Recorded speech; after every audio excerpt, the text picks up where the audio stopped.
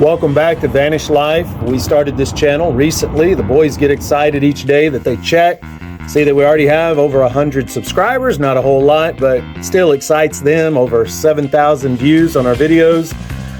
We went on our very first camping trip in our 2025 Ram ProMaster 3500 super high roof extended length van.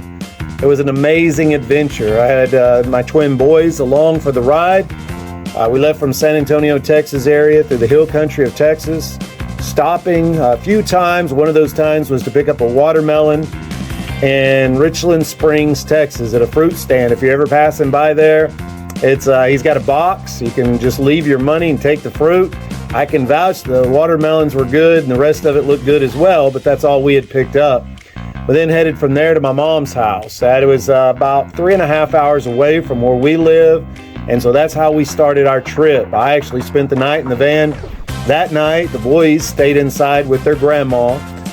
We spent that evening just catching up with family and getting ready for the real camping experience, which would be the next day. So from there, we headed out to Lake Brownwood State Park in Texas. We stopped at the Brownwood Spillway first for some cool pictures and to see what was going on out there. We then headed to the state park there in Lake Brownwood where we would spend the night. This was our very first time, our first night to sleep in the van. Luckily, the weather was perfect because we didn't have an air conditioner. We don't have one yet in the back of the van. I'm working on that now, but that didn't stop us from having an amazing time. One cool moment was when we opened up the back doors of the van, and on this Ram ProMaster with the super high roof, the doors are big, and so my mattresses were all the way back up against the back door, and we were able to lay there and look up at the stars. It was a really beautiful night, and it was a special moment. We enjoyed that. We quickly learned that you put the doors, have them open for a long period of time, bugs are going to come in. Well, lesson learned. There was a fellow van lifer parked there at the Brownwood State Park. And so I went over and talked to her. She had her dogs with her, a retired lady. And I asked her, she was having the same problem with the bugs. And she said she had a bug zapper, showed it to me. So I will have a bug zapper. I already bought it. I will have a bug zapper for the next time that I go out to Lake Brownwood, or just have it for any state park or area that we go camping at. Also bought a little vacuum cleaner because if they were all, these little gnats were just all over the roof of our van, the top of our van on the inside. And so I thought, well, maybe I could just vacuum them out and take them outside, but we'll solve that problem for the next time. Lake Brownwood is an incredible state park. It has so much to do. We went hiking, we went fishing, we went bike riding. It's also a perfect spot for geocaching. And if you've never been geocaching, it's a lot of fun. I've taken the boys geocaching now in several states. Lots of places around the Texas area where we live. If you've never tried geocaching before, it is a fun way to combine hiking and biking with a treasure hunt. Every geocache is at least 1/10 of a mile. It's part of the rules. They have to be 1/10 of a mile at least from each other. And so every 1/10 of a mile, you can possibly find another geocache if someone has put one out. We found a few hidden caches and the boys loved it. We were on our bikes, and so riding along and then finding the caches.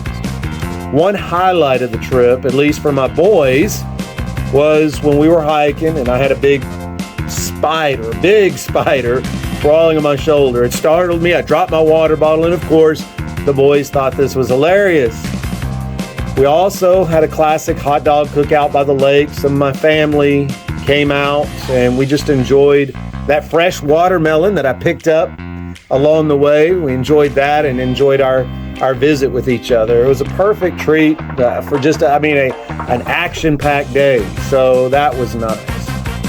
On our last day at Lake Brownwood, I got up early. I cooked a big breakfast for me and the boys, woke them up. We ate breakfast. We went on a really beautiful hike there at Lake Brownwood. I'll let the boys go for a swim after the hike. All right, beautiful Lake Brownwood, Texas. They're out here. We're wrapping up our camping trip here at Lake Brownwood. We're about to head to Inks Lake, but it's let the boys warming up. We want to hike, so letting them jump in, take a little swim before we head out on our drive. It's about, I think from here to there is about 2.5 hour drive. But if you're interested, just to kind of see what the facility looks like here, you can see that it's nice. And we've got it all to ourselves. It's more a beautiful day to be out, but yet we have it to ourselves. They keep it well mowed.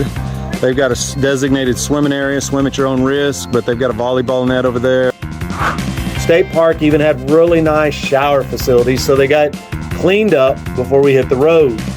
From there, we headed into Inks Lake, Texas. I think this is about 2.5 hours away to Inks Lake State Park in Texas to spend our last night of the trip. This park is absolutely stunning. It is a beautiful park.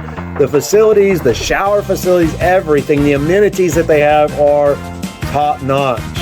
And of course, we did some more geocaching. The boys had to climb up a rock formation to retrieve one of the caches. It was definitely a highlight of our geocaching experience and of that trip. It's such a cool experience for them.